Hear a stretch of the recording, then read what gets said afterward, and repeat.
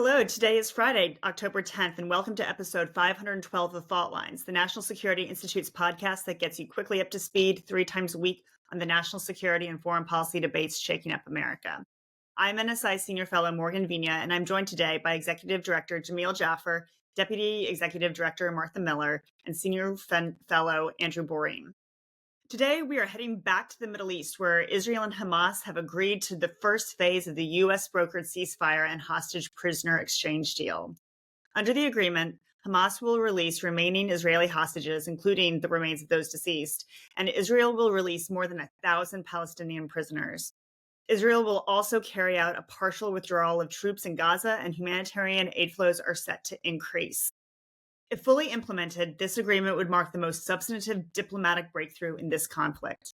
The deal, however, is only in the first phase, and many crucial issues remain unresolved, including the disarmament of Hamas, future governance of Gaza, and how security responsibilities will be managed. Negotiators are far from out of the woods. It will take a few days to see if Israel withdraws from its Gaza offensive and Hamas releases the hostages as promised. The second phase of the talks required negotiators to navigate multiple thorny subjects that the two sides have historically been unable to agree upon, including Hamas's disarmament and what comes next for the leadership and control of Gaza. Andrew, talk to me here about what this means for the Trump administration. Look, I'm not going to lie. This is a massive breakthrough, and it is really, let's say they dropped a trump card in the euchre game of Middle East peace. And the trump card was the United States and the White House made it very clear that they would start withdrawing through subtle signaling support for Israel's actions and the way that things were being conducted in Gaza.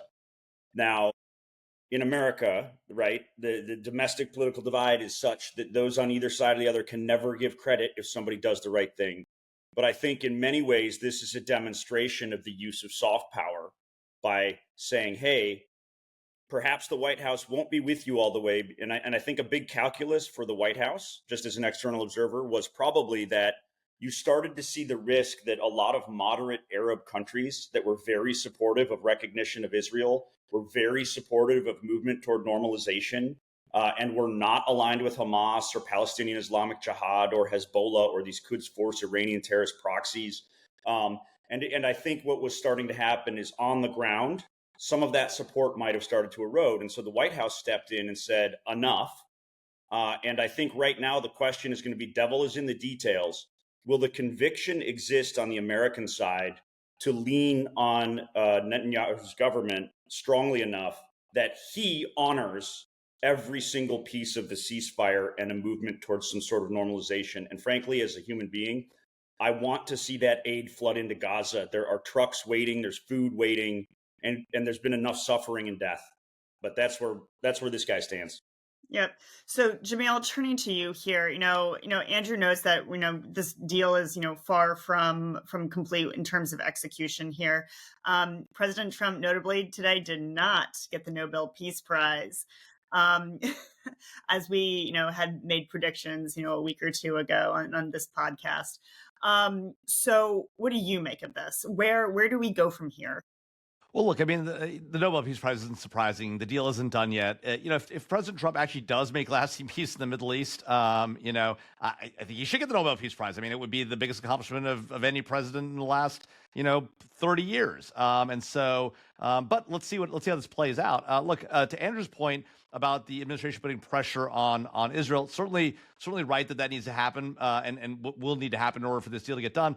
But let's talk about the pressure on Hamas. I mean, the reality is this is a group that has refused to give up their weapons, refused to give up the hostages. If they actually give up the hostages, that'll be the first miracle of the thing. It would be interesting. It would be odd, I think, for them to actually do it because it's their only bargaining chip.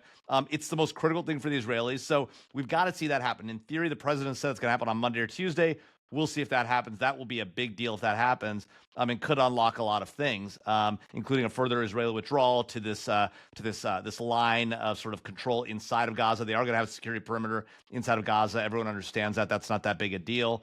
But look, the Trump plan actually makes a lot of sense. It's got some very sensible options for the Palestinians, a lot of sensible options for the Israelis. So look, this could be the beginning of a really serious opportunity. At the same time, right, this idea that that this is going to be done on the cheap or without U.S. involvement is simply not realistic. And the truth is, we already know 200 U.S. troops are going to the region now. I've always said the only way a real deal between Israel and the Palestinians get done is with U.S. military involvement, and now it's happening. President Trump, the first person to do that, I have a lot of criticisms. This is a place where he may have got this thing right and maybe actually able to unlock this. So we'll see what happens going forward. But look, I'm as bullish as you can be on this thing, but the next 4 or 5 days will tell us a lot. 100%. It's high stakes, Jamil. Yep. So Martha, we're seeing significant U.S. involvement here in terms of the actual negotiations itself. We saw Jared Kushner make a return. Jared Kushner was, of course, very instrumental in the region during the first Trump administration, specifically with the Abraham Accords. We've got the involvement of a lot of other regional Arab partners as well. And I'd be curious to get your take here on how the United States will work with our Arab partners and others in the region to ensure that they put the added pressure on all parties to actually adhere to this peace plan. Look, I don't think it's just happenstance that Jared Kushner has shown up again. I actually think that that's a sign of things to come. I think that what is going on with this deal is potentially a broadening and solidifying of the Abraham Accords that were created by Jared Kushner in large part in the first term of Trump's administration. So before that, it was just Steve Witkoff essentially by himself. And Jared's involvement is a huge indicator to me. I think there have been hints that there will be more to come. And I think that's what it is. I think this is an even bigger thing than the Gaza deal. I think this is actually an expansion of Abraham Accords solidifying. And, look, Indonesia is involved in this. This isn't just about the Middle East. This is about, this could turn the tide completely on how the world treats Israel. Look at the United Nations, where Israel has always been treated as a pariah. And all these different countries have lined up against Israel, vote after vote after vote. So, look, you've got enough of these, not just Arab, but predominantly Muslim countries recognizing Israel, having bilateral relations with Israel. I think many, many things could change that could portend not just positivity for Israel, but also for the United States and our interests. Yeah, Martha, I'm with you on this one. I think the Gaza ceasefire and peace plan is a really good start, but I also think, I should say that Jared's involvement, when you see him make this return and see him on center stage here, that really makes me optimistic for sort of regional engagement and the opportunities for picking up the Abraham Accords again and taking another stab at it, especially after the previous administration tried and failed. So, things you'd never thought you'd say. Jared Kushner showing up, big deal for Middle East peace. Look, can I just say, I try to follow a thing in my own personal life, and I think it applies to national foreign policy as well.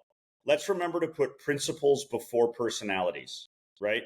And it doesn't matter who's doing the right thing. If they're doing the right thing, it is good. Yeah. So 100%. it drives me crazy. I live in Europe. I spend most of my time traveling Europe with European leaders, and I come back to America, and all I hear is left, right, Trump, Kamala arguments. And it hurts my head because guess what? People are dying in a war in Ukraine. They're dying on the ground in Gaza. There's anti-Semitism running rampant across the continent of Europe and here at home in America. And we've got bigger stuff to worry about than Democrats and Republicans. So, Jamil, I just wanted to say, I think you're right. It doesn't matter who's doing the work. If it's good work, let's get behind it. Totally agree. That is a wrap, y'all. Thanks guys. Thanks as always to Kelly Crowley, Taylor Lane, Claude Jennings, and the NSI staff for their help in producing today's episode. Join us on Monday, October 13th, for another episode of Fault Lines, the National Security Institute podcast that gets you quickly up to speed on the national security and foreign policy updates or debates shaking up America. We're on YouTube, so check out our channel for our video of today's episode. If you like what you heard or saw, be sure to rate, review, and subscribe.